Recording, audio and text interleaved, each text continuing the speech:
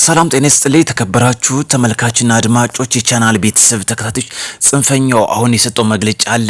እንዲሁም ስምረት ፓርቲ ያወጣው ከትግራይ መግለጫዎች አሉ። የትግራይ ቆይታ ወይም ምን ዳስበት ሁኔታ ይኖራል። ዛጋ ከማቅናታችን በፊት ጽንፈኛው ግንቦት 21 ጀምሮ ለአምስት ተከታታይ ቀናት መንገድ ዝግ ይሆናል የሚል መግለጫ ሰጥቷል። እጅግ የሚያሳዝነው ጉዳይ ወቅቱ አሁን የአፈር መዳበሪያ የሚንቀሳቀስበት ጉዳይ ነው። ነገር ግን ይሄ መንገድ ተሽከርካሪዎች ለማንኛውም እንቅስቃሴ ዝግ እንደሚሆን መግለጫ ሰጥቷል። ባይዘይ መንግስት የሚያደርስበት ተጽዕኖ ለማህበረሰቡን ግን መልሶ እየቀበሩ ይገኛል። አንድ ነገር እናስታውሳለን። በተለይ አማራን ሰብረነዋል ብለው የሰጡት መግለጫ ነበር ስብሐት ነጋ። ደብረ ጽዮን ደግሞ ከአማራ ክልል ሱዳን ይቀርብናል ብለው የሰጡት መግለጫ ነበር። አሁን ደግሞ አንዳርጋቸው ጽጌ አማራ የሚባል ማህበረሰብ የለም ብለው የተናገሩበታል። ከነዚህ ጋር እየሰሩ ሀገር ለማፍረስ ለአማራ የማይቆረቆሩ መሆኑን በግልጽ ያሳያል። ይህን እንዳብነት ያነሳውበት ነገ ግንቦት 21 2018 ዓ.ም ጀምሮ ማንኛውም ተሽከርካሪ የሚንቀሳቀስ ከሆነ እርምጃ ወስዳለሁ ይሄ ያለበት ጉዳይ ነው። ከዚህ በፊት ምናሶሳለ መኪኖችን ሲያቃጥሉ እንደነበር ለአማራ የማይደንቃቸው ለሆዳቸው የሚያዱ ተላላኪዎች መሆኑን በግልጽ ስለሚያሳይ ነው። ስለዚህ ተሽከርካሪዎች ለደህንነታቸው ወይም ለንብረታቸው ሲሉ መንገድን ያቆማሉ። የሚጎዳው ማህበረሰብ ነው። የኑሮ ውድነቱ በላይ ሌላ ኑሮ ውድነት እየጨመሩ የሚያሳዩት ይሄ መግለጫ የሰጠው በአማራ ፋኖ ብሔራዊ ንቅናቄ ብለው በሚሰሙ ይሙት በእነ አስረስ ማረ በኩል ነው መግለጫ እየወጣ የሚገኘው። ስለዚህ ተሽከርካሪዎች ይቆማሉ፣ ምንም ችግር የለባቸውም። የአፈር መዳበሪያ ይቆማል፣ ምንም ችግር የለበትም። ማንም ይጎዳው። የጸጥታ አካላት ግን የሚያቆመው ኃይል አይኖርም። ይሄን በተግባርም ከዚህ በፊትም አይተናል፣ አሁንም እናያለን። ስለዚህ ጽንፈኝነት ይውደም፣ ሰላማችን እናስፍን። ሌላኛው ጉዳይ አርሚ 31 ተብሎ የሚታወቀው የትግራይ ወጣቶችን አሁንም አፈሳውን አጠናክሮ እየወሰደ እንደሚገኝ ተመላክቷል። ፓትሮል በታገዘ መልኩ አርሚ 30 ተብሎ የሚታወቀው የትግራይ ወጣቶችን እያፈሰ ይገኛል። እንዲህ በእንዲህ እንዳለ ደግሞ የትግራይ ዘቦች ከምን ጊዜም በላይ ዝግጁ መሆናቸውም ተመላክቷል።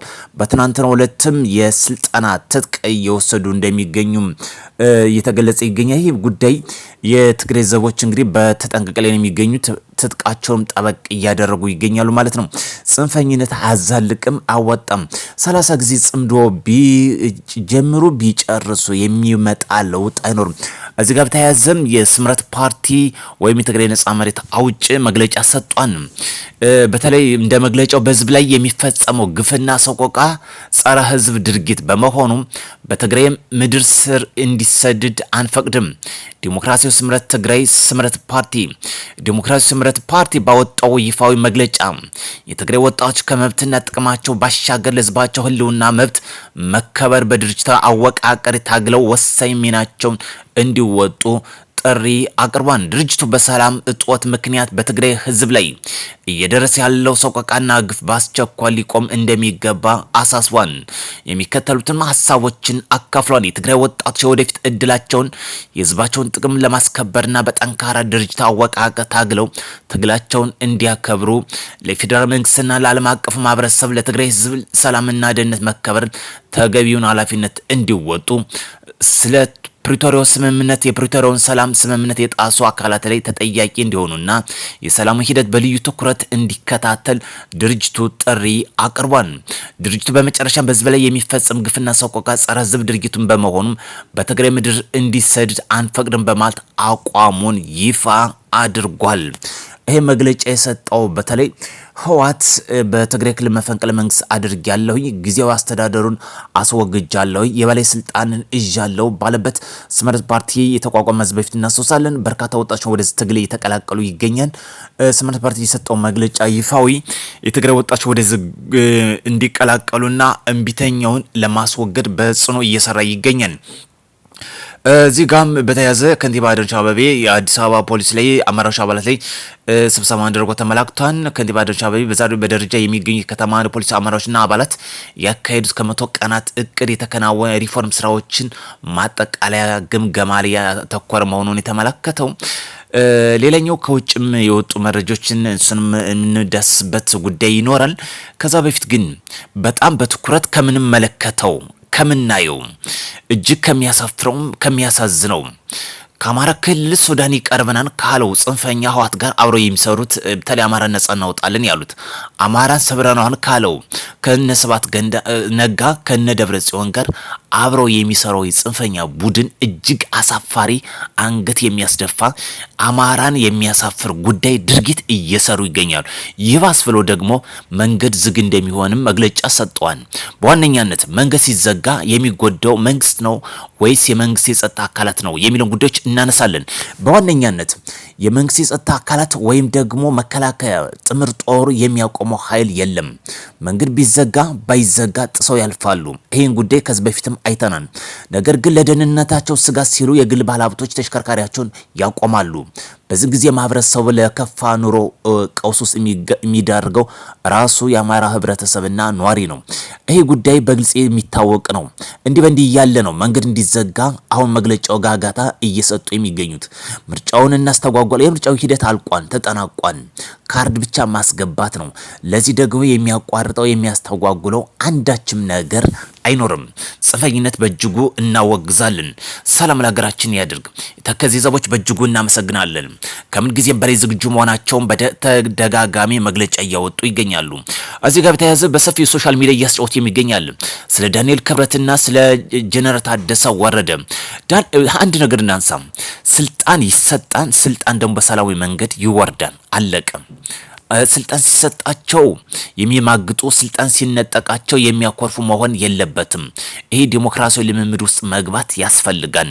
በርካቶች አሁን እንደ ፖለቲካ ሽፋን የሚጠቀሙት ዲሞክራሲያዊ ልምምድን አለመሰልጠናችን ስለሚያሳይ ስለ ጀነራል ታደሰ ወረደም አሁን በሰፊው እየወጣ የሚገኛል።